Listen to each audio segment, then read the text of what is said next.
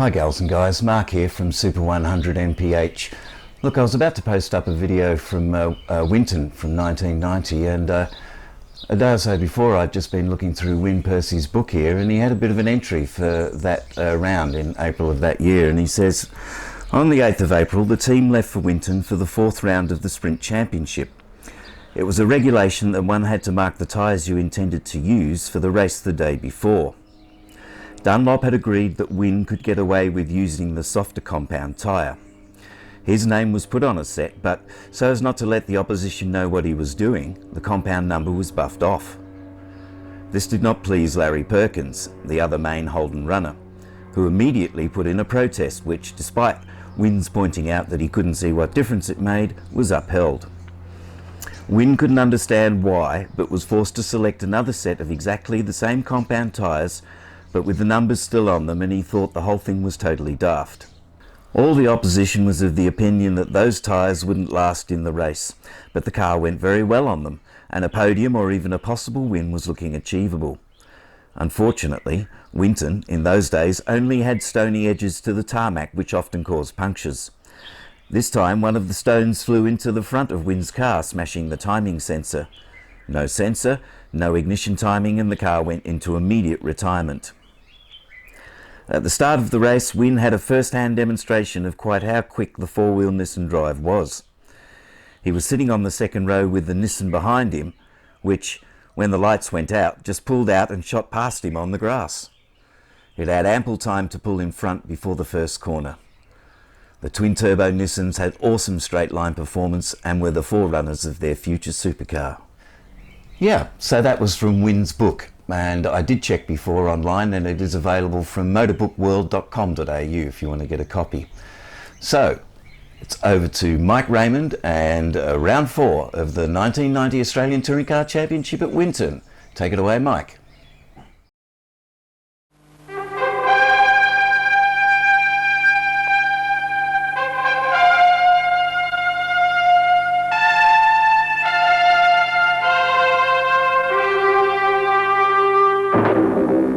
Today, the Shell Ultra Touring Car Trail stops in Ned Kelly country at Winton in northeastern Victoria. The tiny 2.03 kilometre action track is the venue for the 4th round of the championship. Back-to-back wins at Symonds Plains and Phillip Island, Dick Johnson is back after his NASCAR sojourn to Darlington, South Carolina last weekend.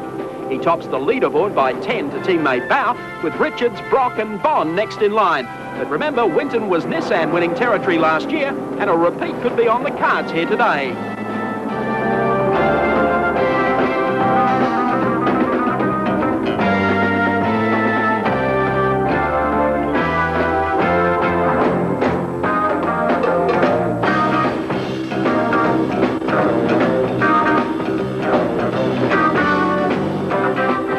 Good afternoon, Australia, and welcome to Winton Motor Raceway for round 4 of the Shell Ultra Touring Car Championship. And what a crackerjack race it promises to be here today. Jimmy Richards, of course, tried to repeat Nissan's victory here last year, but he really has a tiger by the tail today in Alan Jones, who was superb in qualifying yesterday. Let's take a look at the way they line up here today. Pole position has gone to Jimmy Richards in the Nissan Skyline. Out of position number 2, it's car number 20, Alan Jones, of the Benson and Hedges Sierra. From 325, his teammate, Tony Longhurst. From position number 4, number 3, Mark Scaife in the second of the Nissans. From position number 5, it's car number 30, Glenn Seaton in the Peter Jackson Sierra. From 6, car number 16, who said the Holdens were out of this one, Win Percy. And from 7, car number 11, Larry Perkins. Defending champ Dick Johnson starts out of position number 8 in car number 17. From 9, it's car number 18, teammate John Bow. And from 10 in the Caltex CXT Sierra, it's Colin Bond. Well, the touring cars certainly hold the spotlight here at Winton today, but the meeting has already featured some riveting action in a number of the support events. Round 4 of the Motorcraft Driver to Europe series produced the biggest field of the season, and it was Russell Ingle who came home clear of pole sitter John Blanchard, with Tasmanian Paul Stokel third. The second round of the ACL Australian Drivers' Championship was also eventful. Nissan touring car jockey Mark Scaife leading them a merry chase after starting from pole. Mark Larkham tried a shortcut at one stage, and when it all appeared over but the shouting, Scaife suffered a gearbox problem which allowed John Briggs a clear run to the flag. Simon Kane finished second and Drew Price was third. And finally, round 4 of the Australian Production Car Championship produced a Ford trifecta, with Kent Youlden storming off the line to beat Jim Zarefos, while Kenny Douglas had to fend off Queensland and Tony Scott and Peter Fitzgerald to claim third. That's the supports in short. Now it's time for the tourers. Cars in position now for the start of round number 4 of the Shell Ultra Touring Car Championship from Winton. Pole sitter Jim Richards, AJ on the outside of the front row. Wait for the first turn.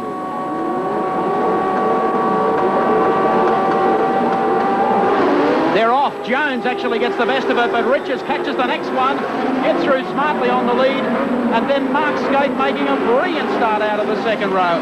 Just look at them fight for racing room as they go into the first turn, with Alan Jones dropping into second spot and Richards leading it. A wall of cars here at Winton Motor Raceway as they work their way up to the sweeper. Look at that's Kevin Waldock out in the grass there, and Dick Johnson got all out of shape, and look at this scrap on at the head of the field. Jim Richards, a tremendous start. One of the drivers, I think, in either one of the Nissans had 1,000,000 revs when he left the line, but he still made a great start. I think that may have been Scaife. He's up to third. Just look at Percy. He has made a blinder up to fourth already as they head up to the right-hander at Castrol, with Jimmy Richards the race leader. It's a monstrous field of touring cars contesting this round at Winton. It's Jim Richards, Alan Jones in second place.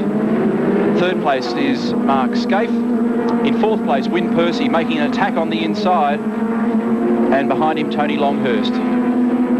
Okay, coming through the S's, just look at the scrap. Alan Jones all over Jimmy Richards, gets the inside run as they come off. Richards up on the ripple strip, and Jones down on the inside. Moment of truth now for Alan Jones. He takes over the lead. Sweeps into the lead in the Benson and Hedges Sierra, with Richards now running in second spot. This is going to be a fantastic scrap because the conditions have been very hot here all weekend, but only just now you can see the sky in the background on occasion is getting a little cooler, a little darker, and it's changed the way the guys will have set, or the conditions will change, and therefore the way the guys have set the cars up is going to be a little bit weird because I don't know what it's going to be like in these conditions. Warm. Okay, through Penrite, Alan Jones. Jimmy Richards back onto the bumper of the Benson and Hedges Sierra as they make their way to the right-hander at Castrol. Mark Scaife running a solid third here for Nissan as they exit that turn. Percy doing a stellar job in the Holden as they work their way down the back straight. Then Tony Longhurst the next in line, and Dick Johnson and John Bow back in the pack there just a little. Glenn Seaton is also in there to keep them honest, and Greg Hansford trying to fight his way through. And Peter Brock today starting out of position number 13.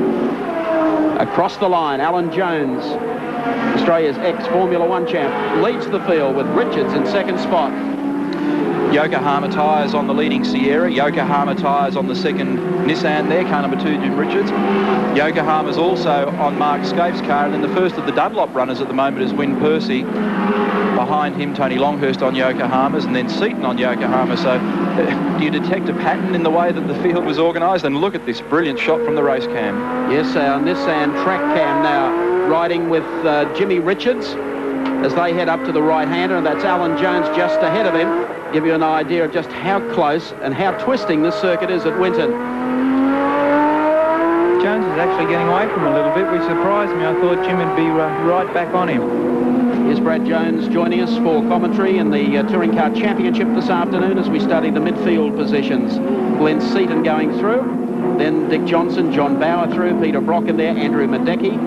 Colin Bond, who was to have started off position number 10 in the pack, actually started dead last following a protest entered against him by Alan Moffat yesterday, in that he didn't use the same 8 tyres for the weekend. He in fact used 4 of one brand and 4 Toyos as sponsor. So they got into a beautiful old slanging match earlier today. There are a couple of teams involved in that. The rule is, as I understand it, that you have to nominate 8 tyres of the same construction and compound and brand on Saturday morning, and they must carry you through both sessions of qualifying and the race. But there have been some weird and wonderful interpretations of that, and it's causing plenty of drama, particularly amongst the touring car entrance group. So Colin Bond started dead last in the Caltech CXT Sierra, and he is coming through the pack at the moment up to position number 20. Percy has started on a slightly softer tyre than Larry Perkins, for example, in the background there in the Perkins Engineering Commodore, and so he's got an advantage at the moment, but it'll be very interesting to see whether Winston can hold the pace in this car as the race unfolds. He's pressuring Mark Scaife at the moment. Mark's got the double whammy this weekend, driving in the Australian Drivers' Championship and the touring car, and he's just come out of the open wheeler where he's had a bit of bad luck, and so he's got to clear his mind now and get on with the job. Well, Wynn's certainly going to keep him honest over the distance, providing the tyres hang together on the Holden. So Mark Scape runs in third in the Nissan number 3 car. Right behind him, Wyn Percy in the number 16 Holden Special Vehicles entry. It's not really the track you'd expect Holden to even be competitive on against the Sierras and Nissans, but Wynn's certainly done a great job. Longhurst is the next one back behind him. Then, of course, Glenn Seaton in the Peter Jackson Sierra. We've done a bit of testing with the Commodore up here at Winton. I guess in many ways it's the local track for the team, so they should know it pretty well. And it's the same also, I think, for the Nissan team. They've done a lot of miles here and logged a lot of information. Here's Tony Longhurst trying to get some cool air into the front of his car, I'd say. On that shot, it looked like he was close to the back of the Commodore, but he's still a few metres shy of the mark at the moment. And he might be experiencing some worries with temp. As I say, it's been unbelievably hot for April here in the last 3 or 4 days. It's just cooled off a little bit right now. If anything, that probably helps Wyn Percy's choice of rubber. So the order at the moment is Alan Jones leading with a very narrow margin over Jim Richards, from Mark Scape in third, Wyn Percy fourth, Tony Longhurst next, then Glenn Seaton in the Peter Jackson entry, followed by Dick Johnson some distance back, John Bow next, Larry Perkins, Andrew Madecki, Peter Brock, Greg Hansford, Mark Gibbs, Tony Noski, Brian Callahan, Chris Lambden and Colin Bond storming through the pack. Longhurst getting just a little closer to Wyn Percy at this stage of the race. Once again up to the right-hander at Penrite. Here's the two leaders bowling away. There's Scape in third, Percy in fourth. Richo's a bit closer to the back of Alan Jones' car this time. Glenn Seaton sitting in there, Dick Johnson. Good thinking from Longhurst. He doesn't really give anything away by getting out there, but he does give himself some fresh air, and that might be critical as the temps in this car start to rise. It's a very hard track on cars. It's starting to get a little close up at the front of the pack, with Alan Jones trying to fight off Jim Richards at this stage. There you catch it.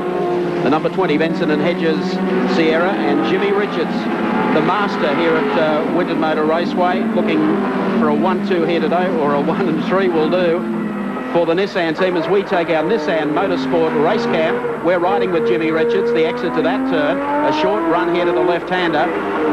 And as you can see, he is getting much closer to the bumper now of Alan Jones, up to the right-hander now. Almost a dead stop turn, feed it on gently out of here. Jones to the outside. Richards back on the bumper as they work the only straight that there is here at Winton. Coming down now to the right-hander, and they're back into the S's. The thing with Jim is that the team know and everybody knows that he's always giving about 101%, and he's pushing Alan Jones at the moment, braking a little bit later, but look at the way the Sierra squirts.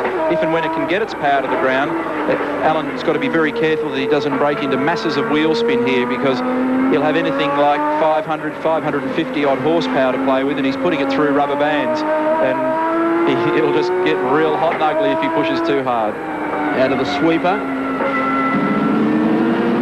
Great pictures there from our Nissan Motorsport race cam and track cam as they head up to the right-hander at Penrite. Alan Jones, the Benson and Hedges Sierra, leads round number 4 of the Shell Ultra Touring Car Championship from Winton. But the man who stalks him, Jim Richards, the man who runs third in the series behind Dick Johnson and, of course, John Bow, is perhaps the man to watch here today. They're already coming up to start putting a lap on some of the slower cars that start at the tail end of the field. There's just a batch of them there. I wouldn't be surprised if later in this race we see some pit stops, and if you remember the way the event unfolded at Phillip Island a couple of weeks back, that really changed the complexion of the race. I just have a feeling that some guys are just not going to get through on the tyres they've chosen.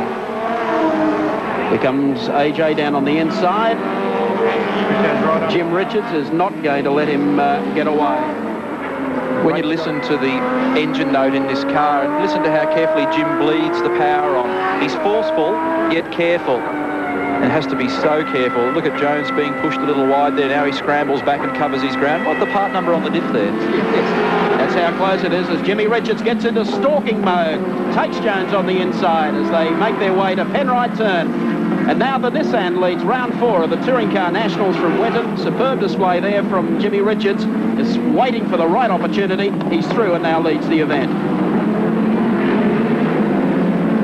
Jones sets right, and getting a little sideways out of there too was AJ as they come down the back straight like Pitt Street on a Friday afternoon. 3 seconds between Alan Jones and Mark Scaife, and Win Percy's just dropped back about 5 or 10 metres further behind Mark in 4th place.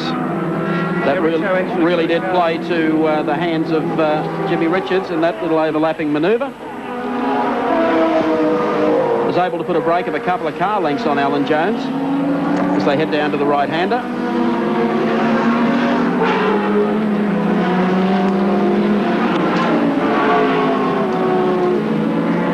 We'll get some gaps for you and some of the other runners.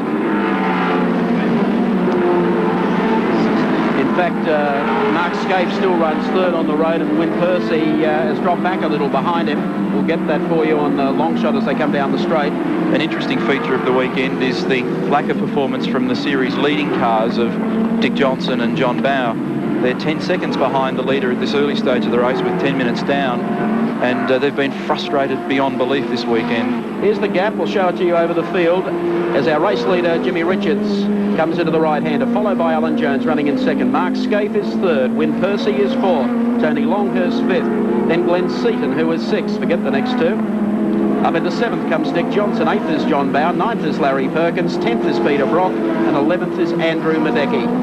Then Mark Gibbs, followed by Greg Hansford. There's Colin Bond coming back through the field. And further back behind Bondy, we've got Tony Noski in the Brock Sierra, Chris Lambden in the Burrow Pairs Nissan, Brian Callahan in the Commodore, Kevin Waldock in the Sierra, and Murray Carter in another of the Sierras, and then Ray Lintott from Sydney in the Valvoline entry, and Phil Ward also doing pretty well there in the Little Benz.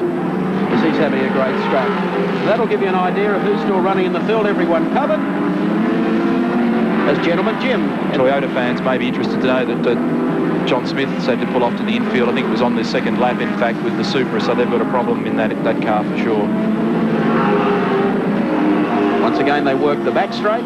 As you can see, Mark Scaife is now starting to pick up Alan Jones. Win Percy is there, but he's trying to fend off Tony Longhurst in the second of the Benson and Hedges Sierras, and Glenn Seaton remaining fairly constant back behind them. Nothing spectacular at this stage from Seaton. Mark Scaife, very strong in qualifying in this car. Done about 60,000 laps of Winton this week, extensively testing his open wheeler car and the Skyline, and he's now managed to put a fairly substantial gap between himself and Win Percy.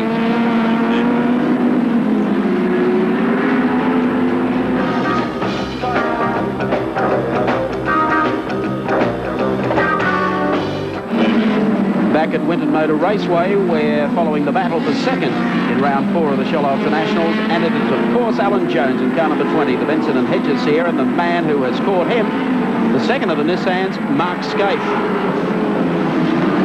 The last time I had a lap time on Alan Jones, which was a couple of laps ago, we're getting around in the high 63, low 64 second bracket. Scaife has been able to pick him up, and that battle for right behind them, Win Percy and Tony Longhurst, continues, but this is where the action is in the top 10 the race so far.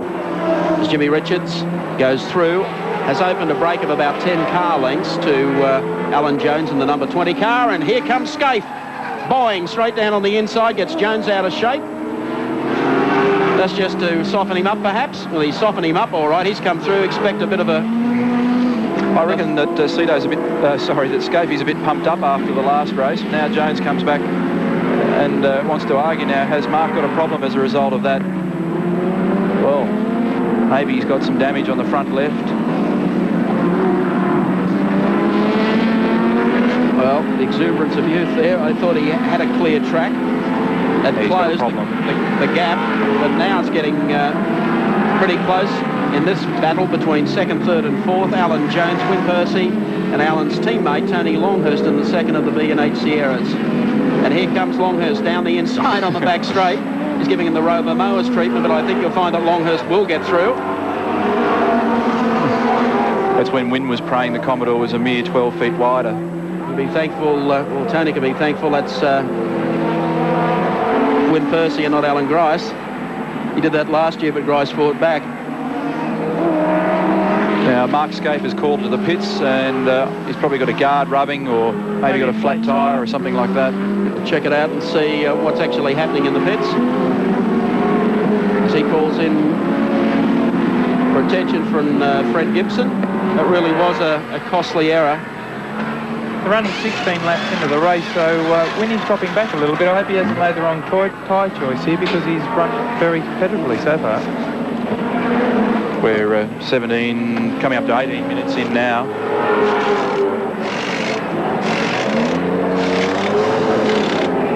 Well, that's the situation in the pits. Mark Scaife goes back out. Jim Richards disappearing away from the pack. Yeah, good margin now. Mark Scaife has rejoined 21st position. And that's his race gone. He was looking pretty good there. Jim Richards to Alan Jones is 6.5 seconds now. And then this pair scrapping for third place. Actually, second, third, fourth is separated by a pretty small margin. It's only 1.6 seconds, and the drivers, Alan Jones, Tony Longhurst, Winton, Percy. Now, this is all playing nicely into Jim Richards' hands at the moment. Remember that last year it was a disaster year for him. He qualified very well, and we had a wet race, and it was the one that got away from him, so he's certainly come back this year and has got it all under control. With Percy is falling back just a little into the hands now of Glenn Seaton in the Peter Jackson Sierra. He's starting to gain some ground as they come down the back straight. The gap from Percy to Seaton is 2.7 seconds. As I mentioned earlier, I know that Wynn went with a slightly different tyre than Larry Perkins, and it's a bit of a toss of the coin as to which tyre will survive best for 50 minutes around here. Well, at the moment it favours Wynn Percy. There's the Munro shock absorbers, Mercedes-Benz of Phil Ward being hotly pursued by Jim Richards, and Ward is involved in a scrap of his own with one of the BMW M3s, the ex-Brock cars, which were the ex-Gardner cars. Isn't that a marvellous... He's a bit busy to see Richo, I think. Isn't that fantastic stuff from our Nissan track cam? You see that friendly wave from Wardy as he saluted his fellow competitor there. I'll bet. Okay, a little open racetrack on the inside down here as Jim Richards comes up. Nicely disposes of a pack of about 6 cars there and leaves them in the hands of Alan Jones and Tony Longhurst. Phil's up in 19th place in the Benz, and actually the Benz in the German Championship this year is well and truly one of the front runners. There's a new evolution now in that car. Mark Scaife to the pits again. Yeah, so he's gone back into the pits. No problems for Mark Scaife, none for this man who leads the race. That's Jimmy Richards in the Nissan Skyline. And Scaife out of the race. Fredo's just given him the signal to pop out of the car, so whatever it is, it's terminal with that car. Must have been a pretty severe bash at the front, and it's done something weird to the front geometry. Or Dick Johnson, incidentally, is in 6th place. We're looking at his teammate John Bowe there, and they're separated by, well, nothing. And that's been that way all weekend. It's Larry Perkins giving John Bowe something to think about at the moment. They're old competitors from the open wheeler racing days, and we wouldn't get more fierce drivers, I don't think, than John Bowe or Larry Perkins. JB isn't giving him too much ground. Perkins has been right on him right from the start of the race. Well, Mark Scaife ready to step out of the car, so his race is over for the afternoon. Had the, as we reported at the top of the show, the round of the Australian Drivers' Championship locked up only to counter gearbox problems, and second spot locked up in the touring car round, and some problems as well. So it hasn't been really the day for Mark Scaife. It must be said, though, on both occasions when he went out, he was very, very competitive. Yes, just to persevere, and the day will come. Dick Johnson, car number 17.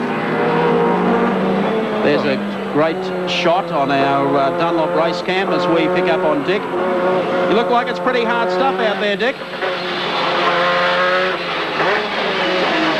Let him get through here. It's a very, very busy circuit, this, and these guys will be starting to feel pretty hot and bothered, and you've got to try and relax yourself as much as you can without losing concentration.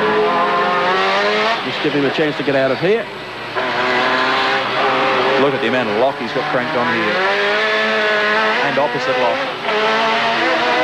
One of your favourite tracks, Dick? Oh, he's speechless. It's that bad. Certainly keeping him very busy. Just check whether Dick can hear us or not. Can he catch us, Dick? No, he's a bit busy. Turn the volume down and concentrating. We'll come back to him. We'll watch him, actually. We may not be able to talk to him, but just have a look at the amount of physical effort inside the cockpit of the car on this track. It's unbelievable. It all looks so simple when we take one race cam shot, but that dashboard camera that we've put in will just give you an idea of how intense. He's having a good time, doesn't he? Like if ever you think that it looks like a Sunday afternoon drive around Winton, just take a look at the face of Dick Johnson. The shot that I loved before was the one where he went into the top right-hander at Castrol corner, and then as he came out, it was sort of, the thing doesn't want to turn going in, and it just lights up the rears coming out. Unbelievable. That's 550 odd horsepower, folks. This is the breather, and it lasts for about 4 seconds. You go, and then it's on again. Yeah. John Bower tails Dick Johnson, both running the Shell Ultra High Sierras. They've been able to just crib away from Larry Perkins in the last half lap. There's Larry going through, putting a lap on the BMW. The two Sierra boys have just passed. 23, coming up to 24 minutes now down in this race. And we've still got Jim Richards leading. In second place, Alan Jones. In third place, Tony Longhurst. Fourth place is Winton Percy. Fifth, Glenn Seaton. Still about the same margin back to Seaton. Behind him, Dick Johnson. Then we've got John Bower, followed by Larry Perkins, and then a fairly healthy gap back to Peter Brock. Peter Brock being pursued by Colin Bond, who is really genuinely storming through the field. Greg Hansford is next, then Andrew Badecki dropping a long way back, and Kevin Waldock would be next. So there's Perkins in the Holden Commodore with Castrol backing, and well, it was only a couple of years ago when in the other carburettor version of this car that Perkins was very, very competitive and had to come in together with Johnson after qualifying, I think, on the front row. And the two of them had a little touch on the first lap. And 2 years later, and all that development, a lot of money under the bridge, and the cars are still pretty evenly matched on this track. There's Larry Perkins going through. Running 8th on the road at the moment. And still ahead of Peter Brock in car number 5 that we haven't seen too much of. Peter started out of position number 13. Not the happiest of weekends for the Mobil 1 driver.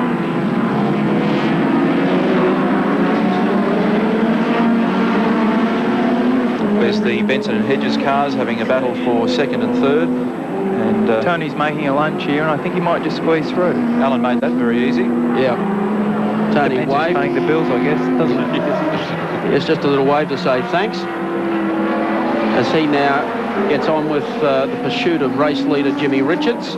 Tony's got the most important weapon of all in motor racing, the checkbook. Scapey wasn't going to sail past that easily, was he? No, none of that. So Longhurst goes on the pursuit of race leader Jim Richards. Leaves Alan Jones in his wake as they make their way up to the right-hander at Penrite Corner. We mentioned that gap from Winton Percy to Glenn Seaton, and it's 4.1 seconds. So Glenn's eating a little bit into Wynn's fourth place at the moment, but just coming bit by bit, but it'll be some way off before he actually challenges. Jones has actually dropped a fair bit back from Longhurst in the space of a lap, and you've got to wonder whether he's got a problem. Now we take our Dulux Auto Colour race cam. We're riding with Glenn Seaton aboard the Peter Jackson Sierra. He was very, very quick in the days leading up to today's race. Running 5th on the scoreboard at the moment is Glenn Seaton. He looks to be doing a little more comfortably than Dick. Yeah, I'd say sort of a little bit more grip than Dick at the moment. But Glenn, as always, looks good on the race cam shots. I reckon he's just got the car nicely balanced and smooth. Yep. bodywork hanging off the back of the Peter Jackson entry. Bit of an altercation on the first lap. It's been like that for a while. Well, it certainly hasn't worried him. The car running very, very strongly here today. In fact, yesterday morning, the first session of qualifying was really down to the two Nissans and Glen Seaton, the fastest cars on the racetrack. They all picked up a little in the afternoon. Glen went back. But he's been holding fairly steady, running in 5th spot. A little bit of the bumper hanging loose, and there's Dick Johnson, the next car behind him, running in 6th place. Well, Glen's still just chipping away 10th by 10th at the back of Wynn, and Wynn's lapping in 64.6 was his last lap according to his pit board. And now Glen dealing with Ray Lintott in the Valvoline entry. Just about to lap that car.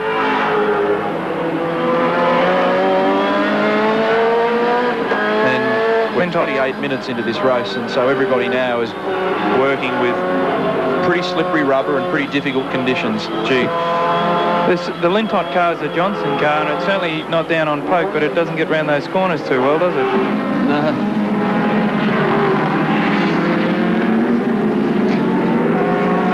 So past the Lintott car, it's a lap on it by Glen Seaton, but it really did hold him up for a spell, and probably has helped Dick Johnson and John Bow to gain just a little on the driver as he works the back straight.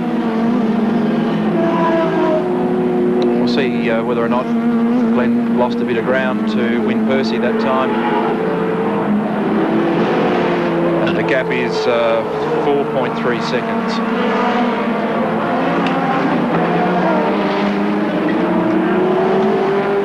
So through goes Glen Seaton, car number 30, running 5th on the road. The order still Jimmy Richards in car number 2, the Nissan Skyline, race leader over Tony Longhurst, Alan Jones, Win Percy, and then of course Glen, who we've covered for the last lap or so, in car the Peter Jackson entry, already putting another lap on one of the slower cars.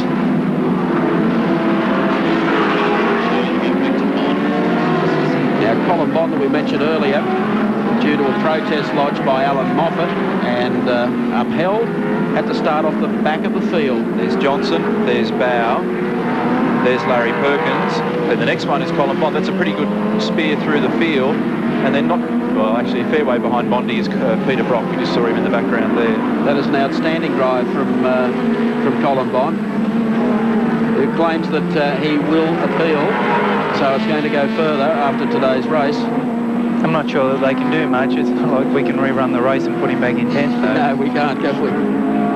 Yeah, it's all after the fact, isn't it? Yeah. I think what it'll do is it'll bring this debate about the tyres to a head. I think probably more than get a change of the way things have ended up being for Colin this weekend. It'll mean that there's going to be some discussion. Well, Bondy is the only one that runs Toyo tyres, and it'd be difficult for him to get 4 of the one type. They're tyres that he's trying to experiment with and develop, and you don't get 16 or 18 tyres all the same, so it'd be hard for him to get a mix of all the one tyres. Those big words are hard, aren't they? They are, they're very tough. Okay, let's check them out for you on our scorecard and see exactly who's running at the top of the pack. No doubt about that. Car number 2, Jimmy Richards, is the race leader. In second spot is Tony Longhurst of Queensland in the Benson and Hedges Sierra. Running in third is Alan Jones. Fourth in the Holden is Win Percy, and still in 5th is Glen Seaton.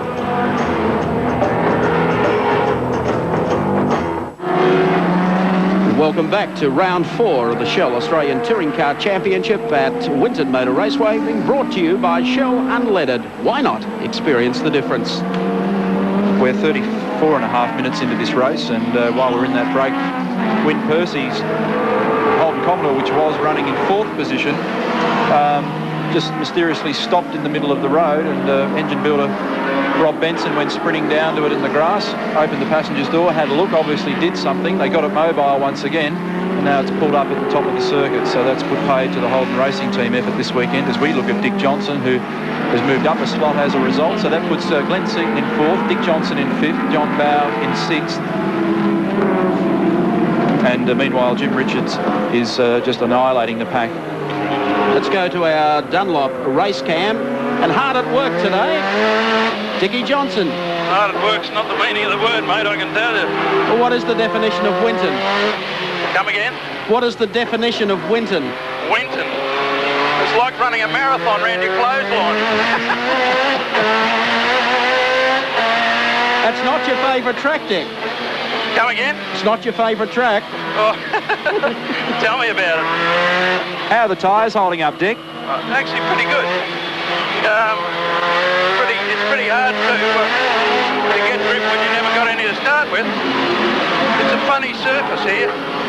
It's a very, very low friction surface.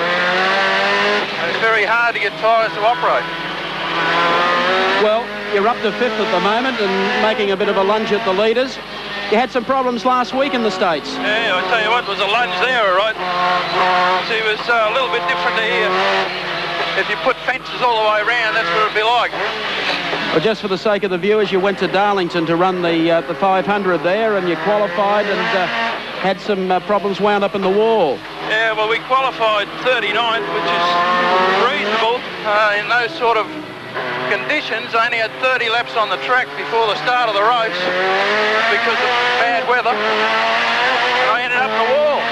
Well, at least you got a chance to sample the local food, the Cajun food. You tried the grits. Mate, after I hit the wall, I had a pants full of them. All right, I'll let you battle on. I'll come back to you later. Thanks, pal. Diggy Johnson, king of the one-liners.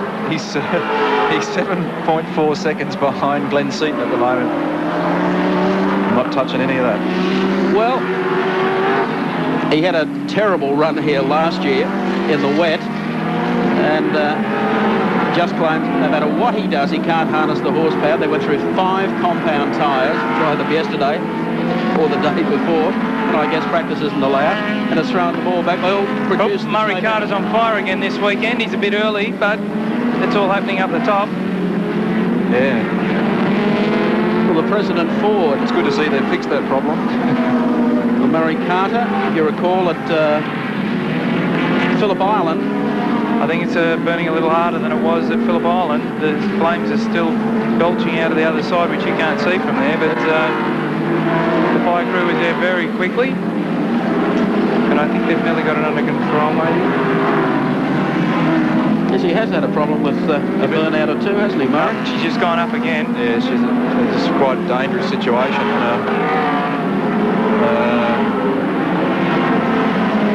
The fire truck leapt the gutter then and almost landed on his bonnet, but smother the fire. Yeah.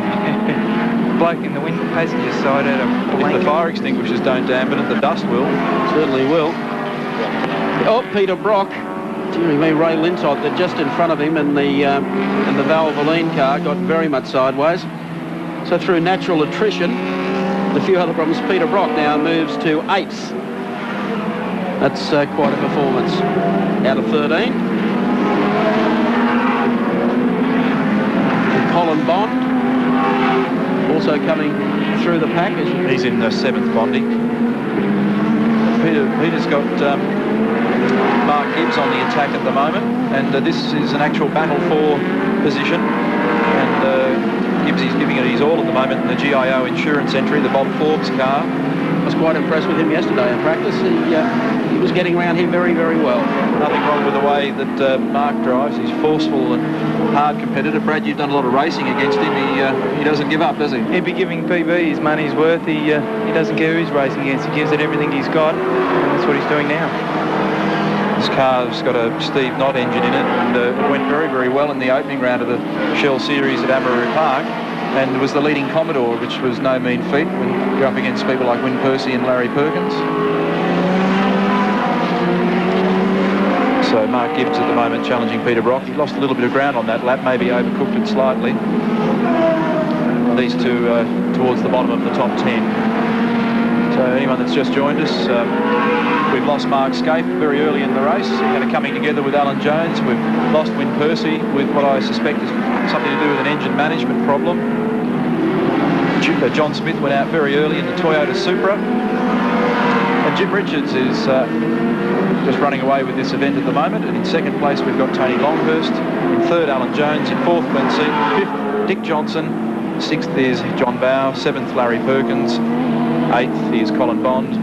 9th is Peter Brock. There's the Win Percy car, and behind him is Mark Gibbs. So that car, as I mentioned earlier, did stop in a different part on the circuit. The boys raced out and gave her a quick on-the-spot tune, got it mobile again, and now it's carked it. So, and the car was running 4th and running pretty encouragingly. Well, the interesting thing about the Alan Moffat protest, if it has done one thing, it's stirred on Colin Bott. He's come through the field and passed Alan's number 11 car driven by Greg Hansford today. So they haven't had the best of day, the ANZ team. So 40 minutes and 45 seconds gone in this 50-minute race. Brian Callaghan Jr. there, and the Gibbs is about to lose a little bit of ground here. Very difficult passing here. Whether you're lapping someone or trying to get past, there's just no room. I don't mind the track though. I reckon it's a great little track. It, maybe the only thing is in a longer race you pray for a longer straight somewhere to just relax a little bit. And one of these things, it's pretty hard work. There's our race leader, Jimmy Richards, Just putting a lap on Andrew Madecki in the second of the Mobile team cars. Hasn't had the best of years so far in 1990. We thought maybe when he shook the rigours of running his own team and got into the Mobile team that he might have a better run, but it's certainly been a tough year for him. And at the moment, I think that both Peter and Andrew have had a fairly ordinary week and not been able to get too much grip. They're suffering from the same problem that Dick Johnson suffers from. And I was talking to Peter yesterday, and he was really just praying for a much, much cooler day. It seems as though the Bridgestones don't like the temperature at the moment. Richards continues to run away with round 4 of the Shell Touring Car Championship from Winton. That gap has opened. Show you the gap between Jimmy Richards and Tony Longhurst shortly as he works his way up to the right-hander at Castrol. And comes down the back straight. I reckon he's bagged this one. He's comfortably in front of the two B&H cars. Look for the first yellow car. I've got the stopwatch on this gap. Richards goes through. 6.6 seconds from Jim to Tony. There's our second place Tony Longhurst going through. Here comes third placed Alan Jones. Fourth, of course, is Glenn Seaton, just passing the Shell marker now. And, of course, behind him, Dick Johnson, John Bower and Larry Perkins there in the white Commodore. Just behind them is Colin Bond. He's actually picking up that group very, very quickly in the Caltech CXT Sierra. Probably man of the match to Colin Bond so far. We need a massive gap back to Peter Brock, as you can see. There's Tony Noski there a lap down, and then there's Brock in the background with Mark Gibbs. So that well and truly covers the top 10 for you and the margins between them. And then we're getting the lap traffic. Okay, let's check them out on our Toyota race score in round 4 of the Touring Car Nationals from Winton. Race leader Jimmy Richards in the Nissan Skyline. In second spot, it's Tony Longhurst in the Benson and Hedges Sierra. Third is Alan Jones. Fourth is Glenn Seaton in the Peter Jackson Sierra. And rounding out the 5, Queensland hero Dickie Johnson. Line. There's Larry getting a little on the sideways there. There's the lusty Holden with Dick Johnson going through, putting a lap on that. Just drops it out onto the dirt. Probably what's going through Larry's mind at the moment, I guess, is just give it everything. I mean, go for broke. Race order still Richards over Tony Longhurst, Alan Jones, Glenn Seaton, then Dick Johnson, John Bower. We're following at the moment Larry Perkins, then Colin Bond. Peter Brock is the next one after that. And then Mark Gibbs in car number 21. Well done on Mark Gibbs's part. Been a good drive in the GIO Commodore. This is the battle for 6th we're looking at. We're now 49 minutes and 23 seconds in, so about 30 seconds to go. We'll look for Jim Richards. Whoa, Perkins has gone the wrong way. He's gone down in, yeah. But has he? Because Bondi's out in the dirt as well. That's the bit we can't see. Oh. Well, everything stayed the same, except the gaps are bigger. The gap just opened up. That has just taken all the pressure off. JB be having a breather right now. 49 minutes and 48 seconds, and Not too far off the finish of this race with Jimmy Richards. is coming down the back straight now for the last time. And Larry, after all that flurry of grass and dust. Okay, here's Jimmy Richards. We're riding with the Nissan Motorsport race cam down into the S's. Looking for the checkered flag. Last corner comes up and he's done it. He's broken the Ford Sierra stranglehold. Richards takes it at Winton. Jimmy Richards across the line in car number 2. A win today for Nissan. That's 2 years in a row. The second spot will go to Tony Longhurst in car number 25. And finishing third, Alan Jones in car number 20. Fantastic finish to round number 4 of the championship. They would have desperately loved to had a 1-2 finish here at Winton today. That was not to be. Seaton was 4th, and Dick Johnson is going to come home in 5th. John Bower will be 6th. Larry Perkins 7th. Colin Bond 8th. Peter Brock will be 9th, and Brock's going to have to work like crazy to defend from Mark Gibbs, who will finish 10th. So that gives you an idea of the top 10. Okay, let's recap them for you now on our Shell race score. The winner of round 4 from Winton this afternoon, Nissan's Jimmy Richards. Second place goes to Tony Longhurst in the Benson and Hedges Sierra. Third to his teammate Alan Jones. Fourth spot to Glenn Seaton in the Peter Jackson Sierra. And rounding out the top 5, Queensland's Dick Johnson. Welcome back to Winton. Well, the man who finished third but led the race for a spell, and I thought you were in there for a win. So did I, Mike, but there you go. What went wrong? Oh, nothing much. They were just too good for me on the day. AJ, you'll go and relax now, will you? Just a cool, soothing ale or something? I'll probably have a Foster's or two now, I should think, Mike, yeah. Thanks for a great race. Okay, thank Tony you. Longhurst, a superb drive for second. Do you think you had a chance of catching Jim inside the distance? And Jim's a hard bloke to catch. He gets a 5-second buffer and it's hard to reel in. I brought him back about a second. It's just so hot out there, and you know, we're on Yokohama tyres. The tyres work fantastic, and I'm just looking forward to Lakeside. He won't get it so easy up there. I bet so. Thanks Watch very out, much. Dick. Okay, thanks, Tony. And congratulations, the man who promised it for so long and delivered today at Winton, and a repeat of Nissan's absolutely stunning performance here last year.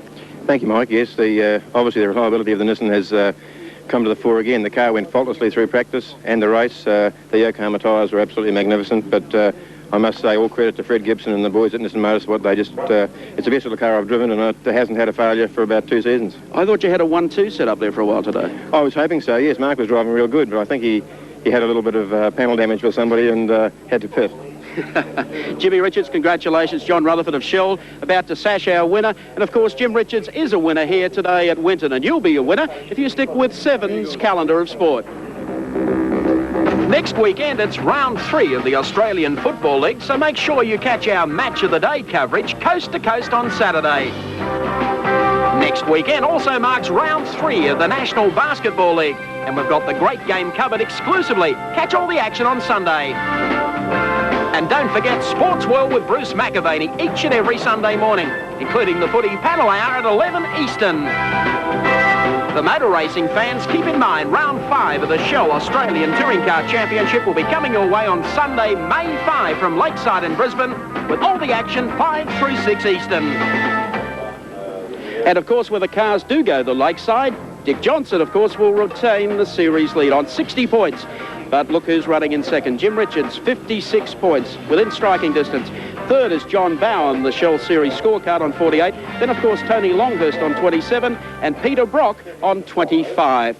We sincerely hope that you've enjoyed our telecast of round 4 from Winton today. We'll catch you at Lakeside next time 7 Sport goes motor racing.